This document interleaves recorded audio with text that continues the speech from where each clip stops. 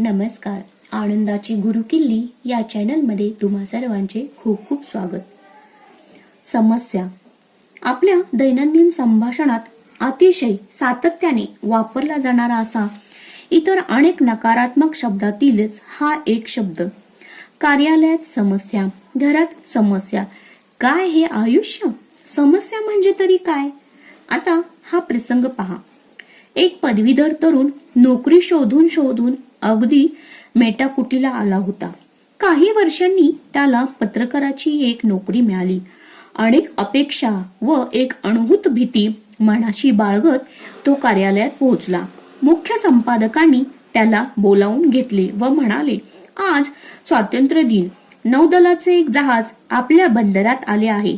नौदलाचे अधिकारी त्या जहाजावर स्वातंत्र्य दिन साजरा करणार आहे.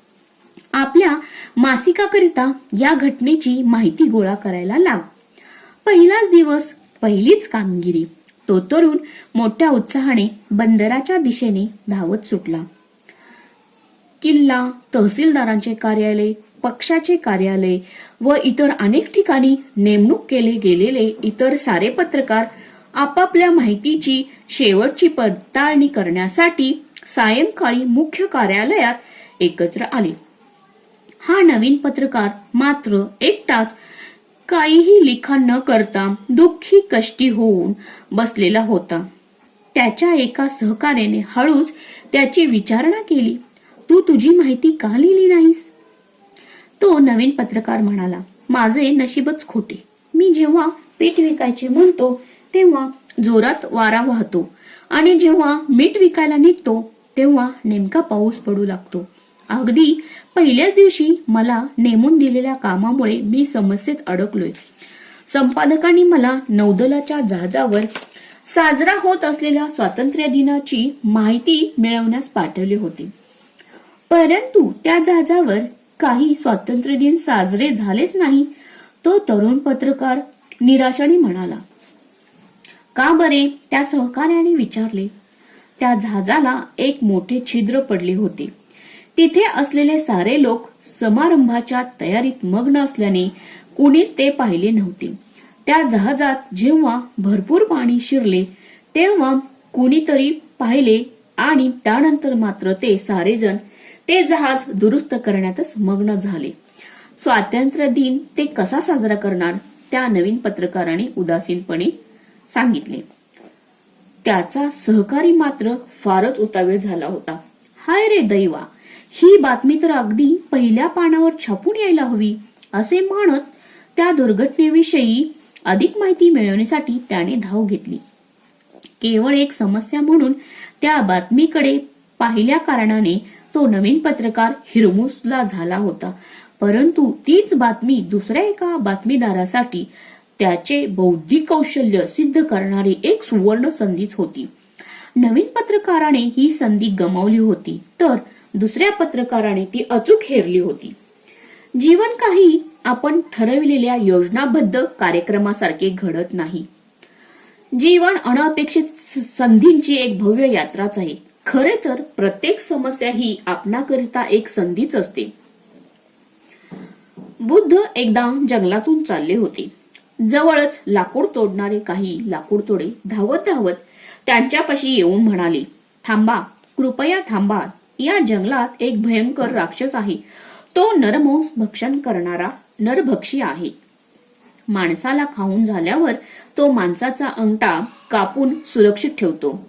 अशा प्रकारे आजपर्यंत त्याने 999 अंगठे जमवले आहेत. त्याला 1000 अंगठे पूर्ण करण्यासाठी आता फक्त एकच अंगठ्याची गरज आहे. शेवटचा अंगठा मिळवला की त्या सगळ्या अंगठ्यांची एक माळ करून ती गळ्यात घालायची असा त्याचा मनसुबा आहे. म्हणूनच कृपया आपण जंगलात जाऊ नका. जर गेलात तर तुमच्या पुढ्यात एक मोठी समस्याच उभी ठाकेल. यावर बुद्ध म्हणाले, याहून चांगली संधी मला पुन्हा मिळणार नाही. असे म्हणून ते घनदाट जंगलात शिरले. अपेक्षेप्रमाणेच त्या दानवाने वडाच्या झाडाची एक भली मोठी फांदी मोडून खाली टाकली व बुद्धांच्या समोर अवतरला. परंतु बुद्ध काही इतरांसारखे भीतीने पळून गेले नाही. ते तिथेच अचल उभे राहिले आणि म्हणाले, मला ठार मारल्याने तुला आनंद मिळत असेल तर खुशाल तसे कर.